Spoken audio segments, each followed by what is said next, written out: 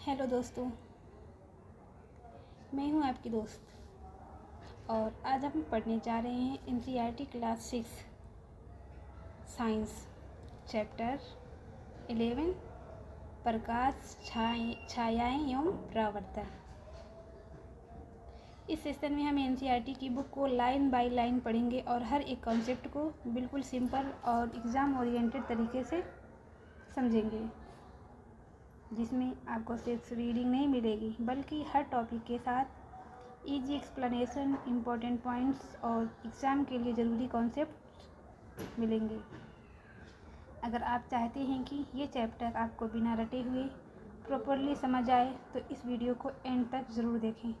तो चलिए शुरू करते हैं एनसीईआरटी के साथ स्टेप बाय स्टेप लर्निंग।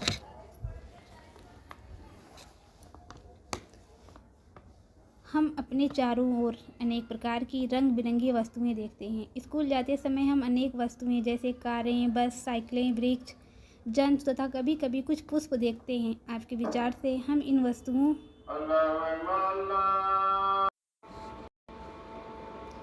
रात्रि के समय जब पूर्ण अंधकार हो तब इन्हीं स्थानों के बारे में विचार कीजिए। आप क्या देखेंगे? मान लीजिए रात्रि के समय आप पूर्णतः अंधेरे कमरे में जाते हैं। क्या आप कमरे में रखी हुई किसी भी वस्तु को देख पाते हैं? लेकिन जब आप कोई टॉर्च अथवा मोमबत्ती जलाते हैं तो उस कमरे में रखी हुई वस्तुओं को देख सकते हैं। क्या ऐसा नहीं है? बिना प्रकाश के वस्तुओं को नहीं देख सकते। प्रकाश वस्तुओं को देखने में हमारी सहायता करता है। टॉर्च का बल्ब एक ऐसी वस्तु है जो स्वयं प्रकाश देता है। सूर्य आकाश में एक ऐसा पिंड है जो पृथ्वी को प्रकाशित करता है। दिन के समय हम इसी प्रकाश में वस्तुओं को देखते हैं। जो वस्तुएं सूर्य की तरह स्वयं प्रकाश का उत्सर्जन करती है उन्हें दीप्त कहते हैं। उन्हें दीप्त पिंड कहते हैं। तो आइए देखते हैं कुर्सी, चित्र अथवा जूते जैसी वस्तुओं के बारे में आप क्या कहेंगे? इन्हें आप तभी देख सकते हैं जब प्रकाश एक दीप्त वस्तु जैसे सूर्य, टॉर्च अथवा विद्युत का प्रकाश से इन वस्तुओं पर पड़ता है, तब हमारी आंखों की ओर आता है। 11.1 पारदर्शी, अपारदर्शी तथा पारभासी वस्तुएं। आइए इसका अध्ययन करते हैं। याद कीजिए, हमने अध्याय 4 में वस्तुओं को पारदर्शी, अपारदर्शी तथा पारभासी के रूप में समूहों में बांटा है। यदि हम किसी वस्तु के आर पार नहीं देख सकते हैं तो वह अपारदर्शी वस्तु है। यदि आप किसी वस्तु के आर पार देख सकते हैं तो वह वस्तु प्रकाश को अपने अंदर से होकर जाने देती है। ऐसी वस्तु को पारदर्शी कहते हैं। कुछ वस्तुओं से आर पार देख तो सकते हैं परंतु बहुत स्पष्ट नहीं। ऐसी वस्तुओं को पारभासी कहते हैं। क्रियाकलाप 1। आइए हम क्रियाकलाप के ज़रिए इसको समझते हैं। अपने चारों ओर देखिए और दैनिक जीवन की जितनी अधिक से अधिक वस्तुएं एकत्र कर सकते हैं कीजिए, जैसे rubber, plastic, scale, pen, pencil, notebook, कागज़ की शीट, अनुरेखण, कागज़ अथवा कपड़े का टुकड़ा। इन सभी वस्तुओं के आर पार किसी दूर रखी हुई वस्तुओं को देखने का प्रयास कीजिए। क्या दूर रखी वस्तु से आने वाला प्रकाश इन वस्तुओं के आर पार चलकर आपकी आंखों तक पहुंच पाता है?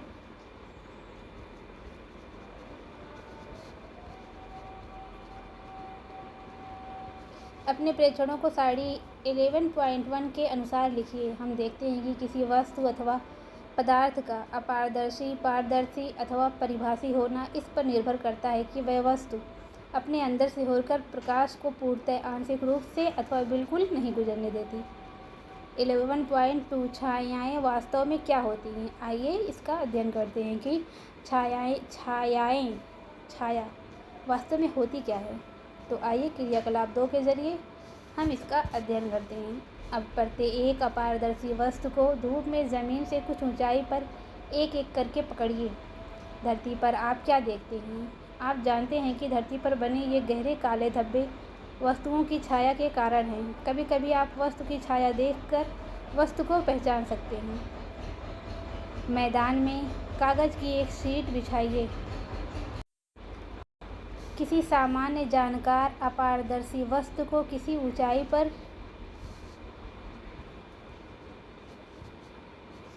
हाथ में इस प्रकार पकड़िए कि उसकी छाया ज़मीन पर बिछी कागज़ की शीट पर पड़े। जब आप वस्तु को पकड़े हुए हों तो उस समय अपने किसी मित्र से छाया की बाहरी रेखा खींचने के लिए कहिए। इस प्रकार अन्य वस्तुओं की छायाओं की बाहरी रेखाएं खींचिए। अब अपने कुछ अन्य मित्रों से छायाओं की बाहरी रेखाएं देखकर वस्तुओं को पहचानने के लिए कहिए। वे कितनी वस्तुओं की सही पहचान कर सकते हैं? क्या आप अपनी छाया किसी अंधेरे कमरे में अथवा रात्रि में जब कोई प्रकाश नहीं होता है देखते हैं?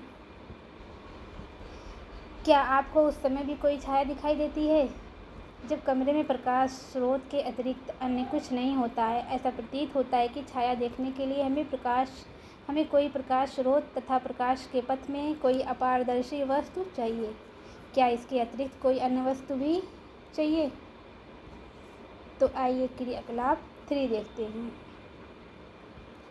यह एक ऐसा क्रियाकलाप है जिसे आपको अंधेरे में करना होगा। शाम होते ही अपने कुछ मित्रों के साथ एक टॉर्च तथा गत्ते की एक बड़ी शीट लेकर किसी खुले मैदान में जाइए। टॉर्च को ज़मीन के समीप ले जाकर ऊपर की ओर इस तरह से जलाएं जिससे टॉर्च का प्रकाश आपके मित्र के चेहरे पर पड़े। अब आपके पास प्रकाश स्रोत तथा प्रकाश के पथ के अनुदिश एक अपारदर्शी वस्तु आपका मित्र है। यदि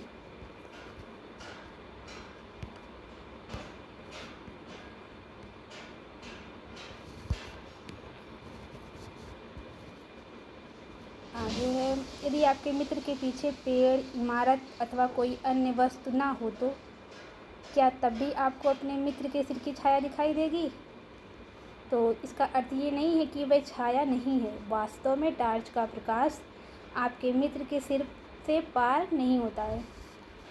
अब किसी अन्य मित्र से कहें कि गत्ते की शीट को आपके मित्र के पीछे पकड़े। क्या अब छाया शीट पर बनती है? चित्र 11.3 का अध्ययन करें। यहाँ पे आप इस चित्र में देख सकते हैं। इस प्रकार छाया केवल पर्दे पर ही दिखाई दे सकती है। ज़मीन, कमरे की दीवार, इमारतें अथवा इस प्रकार की अन्य सतहें आपको दैनिक जीवन में दिखाई देने वाली अनेक छायाओं के लिए पर्दे की तरह कार्य करती हैं। छायाओं से हमें वस्तुओं की आकृतियों के बारे में कुछ जानकारी प्राप्त होती है। कभी कभी तो छाया हम सभी को वस्तु की आकृति के बारे में भ्रमित भी कर सकती है। चित्र 11.4 को आप देख सकते हैं। कुछ छायाएं दिखाई गई हैं जिन्हें हम अपने हाथों से बनाकर विविध जानवरों की छाया होने का भ्रम उत्पन्न कर सकते हैं, है ना ये मज़ेदार बात? तो आइए क्रियाकलाप 4 देखते हैं कि क्या क्रियाकलाप 4 में क्या बताया गया है। स्कूल के मैदान में धूप में एक कुर्सी रखिए। आप कुर्सी की छाया से क्या अवलोकन करते हैं? क्या छाया से कुर्सी को सही आकृति का ज्ञान होता है? यदि आप कुर्सी को थोड़ा सा घुमा दे तो कुर्सी की छाया की आकृति में किस प्रकार का परिवर्तन होता है? तो एक पतली नोटबुक लेकर उसकी छाया को देखिए। इसके पश्चात एक आयताकार डिब्बा लीजिए और उसकी छाया देखिए। क्या दोनों छायाएं समान आकृति की प्रतीत होती हैं? विभिन्न रंगों के पुष्प अथवा अन्य वस्तुएं लेकर उनकी छायाओं का अवलोकन कीजिए।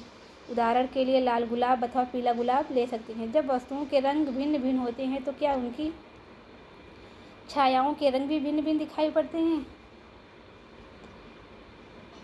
एक लंबा बॉक्स लीजिए तथा पृथ्वी पर बनी उसकी छाया को ध्यान से देखिए। जब आप बॉक्स को इधर उधर गति कराते हैं तो उस समय आप छाया के आकार में होने वाले परिवर्तन को देख सकते हैं। बॉक्स की छाया कब सबसे छोटी बनती है? तब जब आप बॉक्स के बड़े फलक को सूर्य के सामने रखते हैं अथवा जब आप छोटे फलक को सूर्य के सामने रखते हैं। आइए इस लंबे बॉक्स का प्रयोग सरल कैमरा बनाने में करें। तो 11.3 सूची छिद्र कैमरा। आइए अध्ययन करते हैं। निस्संदेह कैमरा बनाने के लिए हमें बहुत सी जटिल सामग्री चाहिए। लेकिन यदि हम केवल सरल सूची छिद्र कैमरा ही बनाना चाहते हैं तब ऐसा नहीं है। क्रियाकलाप 5। आइए क्रियाकलाप 5 के ज़रिए हम देखते हैं। 2 ऐसे बॉक्स लीजिए जिनमें से एक बॉक्स दूसरे के भीतर बिना अंतराल के खिसक सके। दोनों बॉक्सों का एक छोटा सा फलक काट दीजिए। बड़ा बॉक्स लेकर इसके दूसरे छोटे फलक के बीचों बीच एक छोटा छिद्र बनाइए। इसी प्रकार छोटे बॉक्स के दूसरे छोटे फलक पर एक वर्गाकार आकृति जिसकी भुजा लगभग 5 सेंटीमीटर से 6 सेंटीमीटर हो काटिए। इस कटे भाग पर ट्रेसिंग पेपर पारभासी पर्दा चिपकाकर ढक दीजिए। छोटे बॉक्स को बड़े बॉक्स में इस प्रकार खिसकाइए कि छोटे बॉक्स का पारभासी ट्रेसिंग पेपर वाला पर्दा बड़े बॉक्स के भीतर हो। आपका सूची छिद्र कैमरा उपयोग के लिए तैयार है। सूची छिद्र कैमरा लेकर छोटे बॉक्स के खुले हुए सिरे से देखें। अपने सिर तथा सूची छिद्र कैमरे को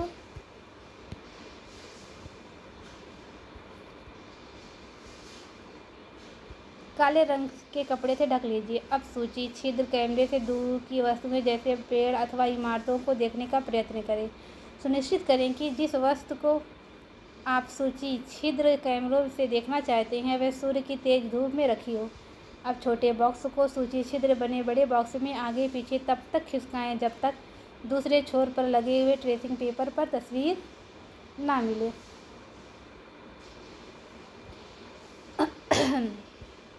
क्या सूची छिद्र कैमरों के प्रतिबिंब अपनी छायाओं से भिन्न हैं? सूची छिद्र कैमरे से सूर्य के तीव्र प्रकाश में सड़क पर गतिमान वाहनों एवं व्यक्तियों को देखें। क्या कैमरे के द्वारा देखे गए चित्र दूसरी ओर की वस्तुओं के रंगों को दर्शाते हैं? क्या प्रतिबिंब सीधे हैं अथवा उल्टे? आश्चर्य आश्चर्य। आइए अब अपनी सूची छिद्र कैमरे से सूर्य का प्रतिबिंब बनाएं। इसके लिए हम थोड़ा सा भिन्न व्यवस्था चाहिए। हमें गत्ते की एक बड़ी शीट चाहिए जिसके मध्य में छोटा सा सूची छिद्र हो। गत्ते की शीट को सूर्य की तरफ इस तरह पकड़े कि उसकी छाया से साफ क्षेत्र में बने। क्या आप सूर्य का वृत्ताकार प्रतिबिंब गत्ते की शीट की छाया के मध्य में देखते हैं? अपनी जगह से सूर्य ग्रहण के समय सूर्य का सूची छिद्र प्रतिबिंब देखें। सूर्य ग्रहण से पहले सूची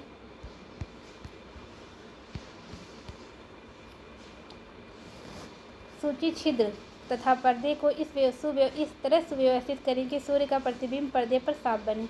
सूर्य ग्रहण आरंभ होने पर सूर्य का प्रतिबिंब देखें। आप अवलोकन करेंगे कि ग्रहण प्रारंभ होने पर सूर्य के प्रतिबिंब का एक भाग धीरे धीरे काला होता रहता है। हमें सूर्य को सीधे कदापि नहीं देखना चाहिए, यह हमारी आँखों के लिए अत्यंत हानिकारक हो सकता है। प्रकृति में भी एक रोचक सूची छिद्र कैमरा है। कभी कभी हम ऐसे वृक्ष के नीचे से गुजरते हैं जिसमें ढेरों पत्तियां होती हैं। तब हमें उस पेड़ के नीचे सूर्य के प्रकाश के धब्बे दिखाई देते हैं। वास्तव में ये वृत्ताकार प्रतिबिंब सूर्य के सूची छिद्र प्रतिबिंब होते हैं। पत्तियों के बीच के खाली स्थान सूची छिद्र की भांति व्यवहार करते हैं। इन खाली स्थानों में सभी प्रकार की अनियमित आकृतियाँ हो सकती हैं, परंतु हम सूर्य के वृत्ताकार प्रतिबिंब भी देख सकते हैं। आगामी सूर्य ग्रहण के समय सूर्य के प्रतिबिंबों को देखने का प्रयास करिए, अत्यंत रोचक हो सकता है। बूझों के मस्तिष्क में एक विचार है। हमने अपने सूची छिद्र कैमरे से सड़क पर चलते लोगों के उल्टे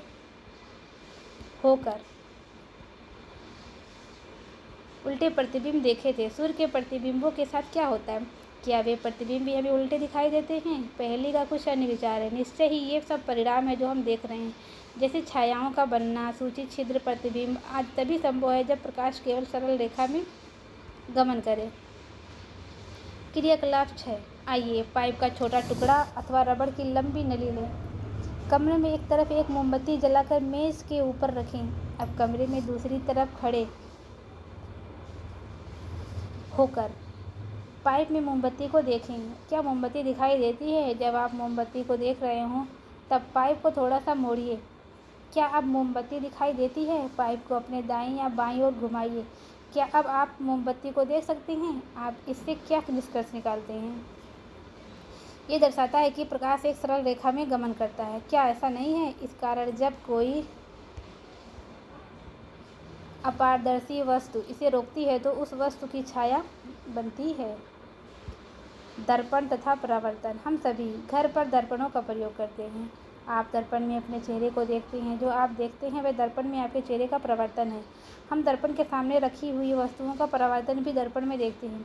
कभी कभी हम झील अथवा तालाब के पानी में पेड़ों, इमारतों तथा अन्य वस्तुओं का परावर्तन देखते हैं। क्रियाकलाप 7। यह क्रियाकलाप रात्रि के समय अथवा एक अंधेरे कमरे में किया जाना चाहिए। अपने किसी मित्र से कहिए कि वे एक हाथ में दर्पण लेकर कमरे के एक कोने में खड़ा हो जाए, एक हाथ में टॉर्च लेकर अपने कमरे के दूसरे कोने में खड़े हो जाएं। टॉर्च के कांच को अपनी उंगलियों से ढक लीजिए तथा टॉर्च को जलाएं। किरण पुंज प्राप्त करने के लिए अपनी उंगलियों के बीच कुछ जगह छोड़ें। प्रकाश पुंज को आपके मित्र के द्वारा पकड़े हुए दर्पण पर डालिए। क्या आप दूसरी तरफ प्रकाश का धब्बा देखते हैं? अब टॉर्च की दिशा इस प्रकार समायोजित कीजिए कि प्रकाश का धब्बा कमरे में खड़े किसी दूसरे मित्र के ऊपर पड़े। यह क्रियाकलाप सुझाता है कि दर्पण अपने ऊपर पड़ने वाले प्रकाश की दिशा को बदल देता है। यहाँ वर्णन किया गया है कि क्रियाकलाप यह दर्शाता है कि प्रकाश सरल रेखा के अनुदिश गमन करता हुआ दर्पण से परावर्तित हो जाता है। क्रियाकलाप 8। एक बड़ी थर्मोकोल की शीट के एक किनारे पर एक कंघी तथा इसके दूसरे किनारे पर चित्र 11.9 में दर्शाए अनुसार एक दर्पण लगाइए। दर्पण तथा कंघी के बीच कागज की गहरी रंगीन शीट बिछाइए। इसे सूर्य के प्रकाश में रखिए अथवा कंघी के सामने टॉर्च से प्रकाश किरणें डालिए। आप क्या अवलोकन करते हो? क्या आप चित्र 11.9 में दर्शाए जैसे पैटर्न प्राप्त करते हैं? इस क्रियाकलाप से हमें ये ज्ञात होता है कि प्रकाश किस प्रकार गमन करता है तथा ये किस प्रकार दर्पण से परावर्तित होता है। तो ये रहा हमारा चैप्टर का एंड। ये था 11 अध्याय 11 जो कि अभी हमने कंप्लीट किया।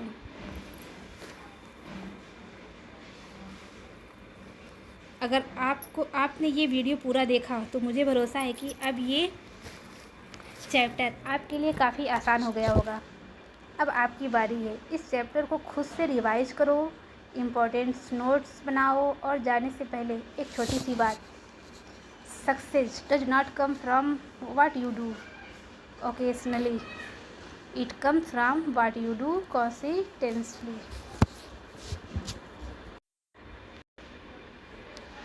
स्टूडेंट, अगर आप रोज़ थोड़ा थोड़ा भी पढ़ते हैं तो यकीन मानिए एक दिन वही कंसिस्टेंसी आपको दूसरों से आगे ले जाएगी। तो don't study just to push, study to understand and grow. आपका आज का एफर्ट कल का रिजल्ट बनता है, तो मेहनत करते रहिए और रुकिए मत। I believe in you and अब आपको खुद पर बिलीव करना है। Small step every day equal big success one day इंशाअल्लाह। तो हम चलते हैं।